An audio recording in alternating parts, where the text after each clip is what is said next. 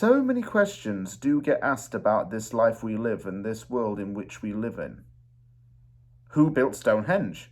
Who built the pyramids? How did the ancient Egyptians manage to build such an amazing piece of architecture? Do aliens exist? How did that graffiti get up there? And the most important question right now is, how did West Ham play such terrible attacking football and still get a 1-0 win over Olympiacos? 'Tis very baffling.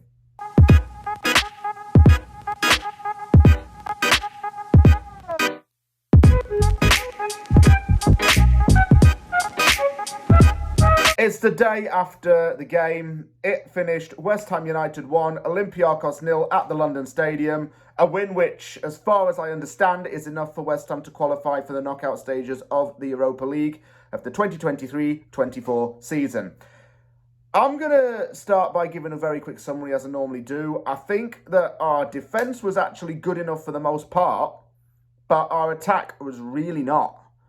And the one goal came through just a little bit of perfect timing and being in the right place at the right time from Lucas Paqueta. But other than that, I wasn't too impressed with how we played attacking-wise. I really, really wasn't. Defensively, we stood our ground for quite a lot of the game. But our passing still needs a lot of work. The players need to sharpen up a little bit. And we need to be on it until we vomit. Do you know what I'm saying? We need to be on it like we're in Wayne Lineker's O Beach Club. Except he probably shouldn't use his name because he's a bit of a bacon bonce. And I probably shouldn't talk about him or use him as an example. But anyway, enough talking about that crappy club in Ibiza. Let's talk about West Ham United Football Club instead. The right club. Fabianski was in goal. Emerson, Sofal as the fullbacks.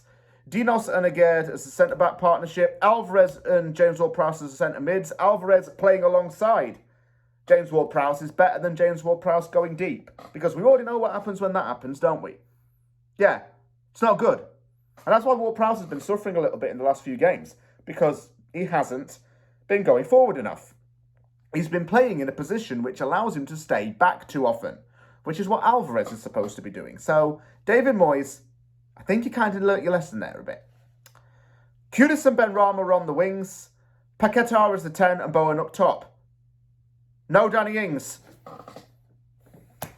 No Mikel Antonio. Meek Mill, I used to pray for times like this. That's exactly how it was. You know what I'm going to say right now? Kudus is the positive. He carried the ball so brilliantly. That man's like Messi-esque dribbling, man.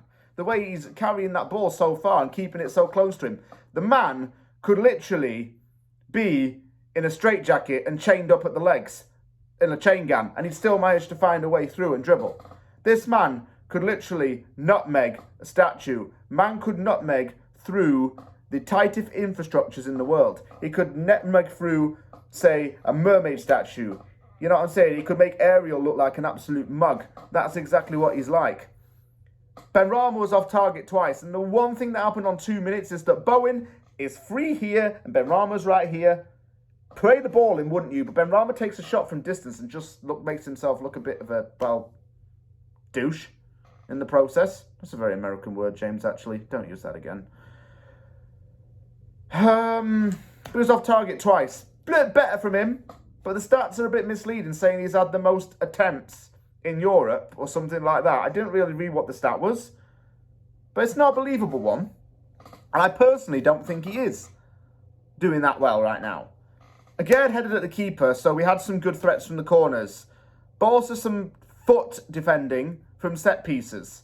Mavropanos was very cool on the ball to just get the ball and then play it coolly on the ground for a fullback. Sofal ran the line very well, and he was my man of the match, in all honesty.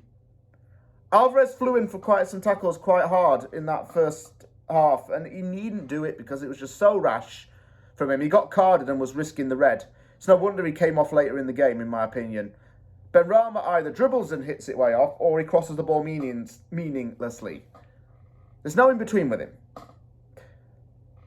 That's why he frustrates me. I still think that if Benrahma does get that first goal, he's going to start going on to a little bit of a streak of good performances, but we need to wait for that to come somehow. I don't know if he's really banging on the door or not, though. But, fair enough, whatever. Gerd was very likely to score in this game. The set pieces were good. James Ward-Prowse whipped in some good corners.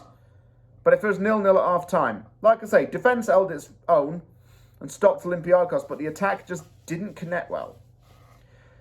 No one got on tender balls in that second half, and defence, like I say, still quite decent. James Ward-Prowse had the first real excellent chance of the game when it came and went. Boehm did well to pull it back, and he got it to James Ward-Prowse, who very tamely struck a shot with no one around him at the goalkeeper. Berama had a shot that was blocked as well, so that was something from him.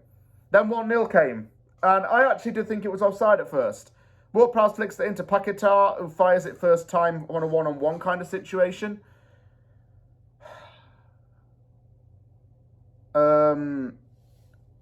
It was weird because it looked offside, but then you check again, he's blatantly on. The number 3, I think his name was Ortega, Olympiacos defender Ortega, played Paquetá on.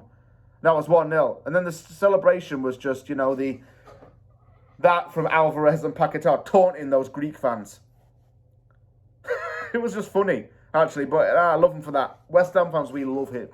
Love it when someone of our players is getting right up in another team's fans' faces. Love it. Just, it makes them riled up.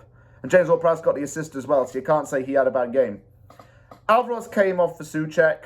Fair enough, because he was on a yellow. Benrahma off for Cornet. I can't believe it. Someone said it was dead. Olympiacos hit the post. And Kudus came off, and on came Divine Mabama. Mabama finally gets some minutes in a game. But a scruffy 1-0 win that really just meant that we had to finish top of the group as well. And we have to finish top of the group because we got that with the win. That means we qualify for the next round as well, of the knockout stages. And we have a little bit more comfort zone there in Europe. I still think, though, we're far from being perfect still. There are still a few things which are good and bad. And the bad's outweighing the good for us. I'm not sure how to describe it, really. Just need to play a little bit more convincingly, and I think we'll be fine. We'll get the fans on side for sure. On side, Paqueta's goal.